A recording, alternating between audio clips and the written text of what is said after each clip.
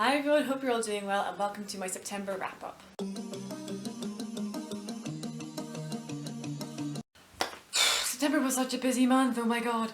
So I've sort of not really been doing anything since like May when I had all my deadlines for university, and then because it was like a shortened year because of COVID, I just had fucking nothing to do all summer, which is why I started doing booktube in the first place. But then I got a job and I was like, okay, I've got 2 days a week where I'm at my job, and then I've got days to do booktube and stuff, and then all of a sudden in like the last 2 weeks I've had stuff to do for my club at university, classes have started, all of a sudden shit's just going down. So the fact that I managed to read 6 books is quite impressive, I think. So yeah, had a really good reading month. I am taking part in the Magical Readathon. I am going to do a video about that where I just talk through my reading, the things I've got for the prompts, what my characters and stuff, but I'm still in the process of like designing my character. I do like doing character design and stuff, and I kind of don't want to start talking about all that without having my character, like, you know, having all the drawings that I can show off and stuff. So I'm still kind of in the midst of doing that, but I'm hoping to have that out like next month or something. But yeah, it's really good fun. I wasn't planning to do it, and then Elsa from the French Book Dreamer was like, hey, you should do this. I was like, okay. So a few of these have been sort of, you know, for prompts for that. So I will share my TBR for that and which ones I've got for each prompt. I've done almost all the ones on that map apart from 2, and then I still need to actually pick the books that I'm allocating for my character, but we still have time to do that between now and April. It's my first time taking part in Readathon. It's really good fun. I'm enjoying it so far. But yeah, without any further ado, here are the books I read this month. So the first one that I read is As Good as Dead by Holly Jackson. This is the 3rd and final book in the A Good Girl's Guide to Murder series, and I loved this book. It was such a good finale to the series. It was such a good addition to the story. I loved how it all looped back around to all the other stories that have been happening throughout the books and the different plot threads and stuff. It really felt like everything kind of came together at the end. Yeah, I love this series so much. It's so good. It also took a complete left turn about halfway through, which I was not expecting, but I absolutely loved it. And yeah, just such a great trilogy. I'm definitely going to be doing a video about the series as a whole, so definitely keep an eye out for that. But yeah, just fantastic, absolutely loved it. The next book I read was Piranesi by Susanna Clarke. This is one that I have been seeing being raved about by just about everyone who has read it, and it's also just such a beautiful cover, and especially like, you know, underneath as well, it's got all the, it's such a pretty book. And yeah, it completely lives up to the hype. I absolutely loved this book. It's quite short, so I did manage to finish it in just about a day, and yeah, just it was so good. I can't really say too much about it without giving away spoilers. But it was just so well written and described, and the character in this is really just so, he's so sweet and lovely, and I just loved reading about him and the labyrinth he lives in and stuff. And yeah, it was just such a good book. I really, really recommend it. It's just so good, so good. The next book that I read was Timekeeper by Tara Sim. I've been having a bit of a sort of steampunk, clockworky sort of mood recently, and this was one of the sort of contributions to that. This follows a world where clocks sort of, you know, there's these great big clock towers that do actually manage time, and if something goes wrong with the clock, something goes wrong with time in the area that it covers. And you follow this young man who's a mechanic, and he's one of the people that has a connection to time to be able to go in and fix the clocks when they become broken and time starts to skip or slow down and stuff in the surrounding areas that the clock tower controls. I had mixed feelings about this book. I did really enjoy it. I loved the concept and the world building, like the whole idea of mechanics and the clock towers and time and how they fix time and stuff was just amazing.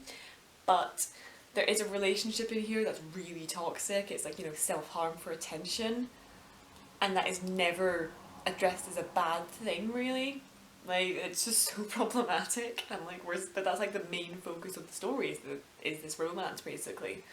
And yeah, but no, overall a really good book. I found the sort of the villain and stuff to be quite interesting, but you know, not as built up to as I would have liked. There's a lot of things in here that I felt just didn't have quite as much build up as personally I prefer to see.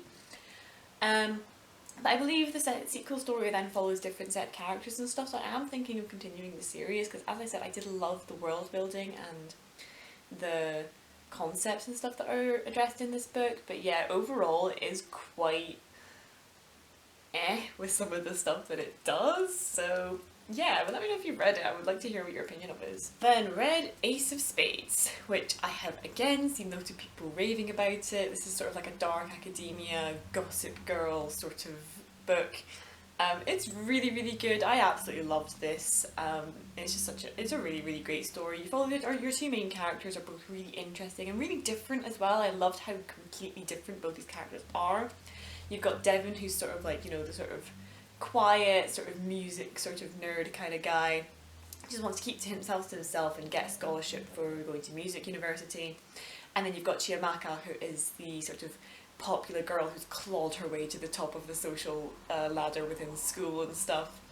And Chiamaka as well is a very interesting character. I loved seeing her mindset and how seriously she takes school and the social stuff around school and things. I mean, it's so funny for me, having been like 4 or 5 years out of school, but like still kind of being remembering in school, and then reading about how, you know, these teenagers think school is the be all and end all of life and stuff, and how important it is to be, you know, prom queen and stuff. And it's like, it is quite funny for me to read about people who have that kind of mindset, because I have straight up not thought about school since I left. Like, could not care less. I've got my friends from now that I keep in contact with. The rest of them, fine, if I see you on the street, I'll maybe say hi.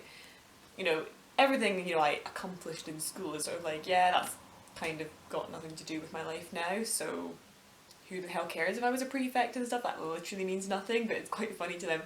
And then to remember, because my school especially was actually quite like the school in this, with how people take things like being a prefect and head girl and stuff so seriously, and you're just like, oh my god, get a fucking life.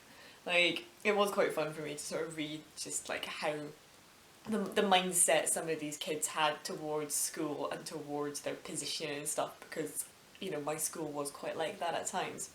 But yeah, really, really great book, really interesting ways that it deals with, you know, black people in predominantly white societies. You know, they're the only two black kids in the school, and, you know, and that actually then has something to do with the Gossip Girl stuff that kind of ends up happening and stuff. It was a really, really interesting book about all that sort of things. I did find the ending, I think a lot of people find the ending to be a bit over the top and a bit, you know, I felt it kind of came out of nowhere, a lot of it, and, you know, didn't have as much nuance to it as I would have personally liked, but it still definitely delivered its message and its theming, and I did really like the way it ended as well, especially in that last sort of couple of chapters and stuff. I did really enjoy those sort of like epilogue moments.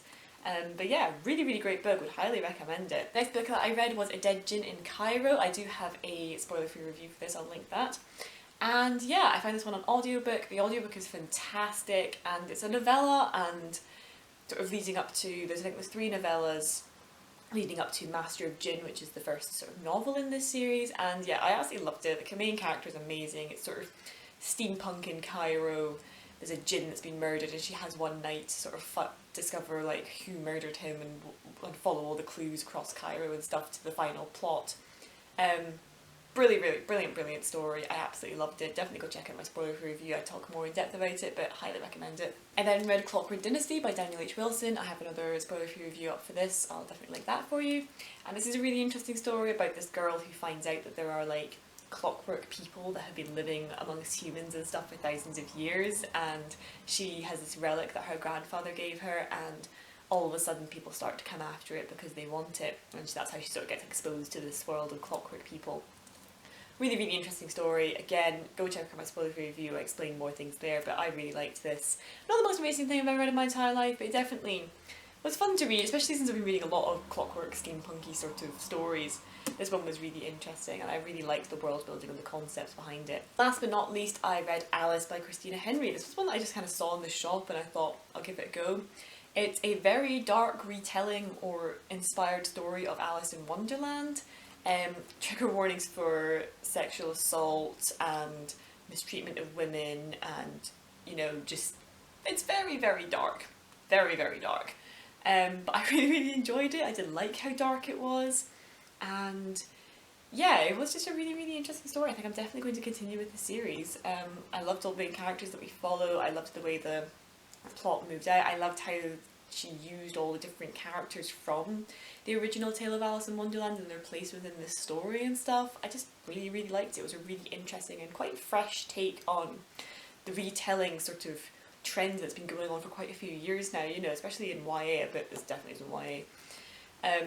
You know, almost every single story you read these days is a retelling of something. And I have to say that this is definitely one of the most interesting ones I've read since sort of, you know, Cinder and things. So yeah, would highly recommend this, but as I said, definitely check your trigger warnings for this because a lot of nasty stuff happens, and yeah, it's very dark.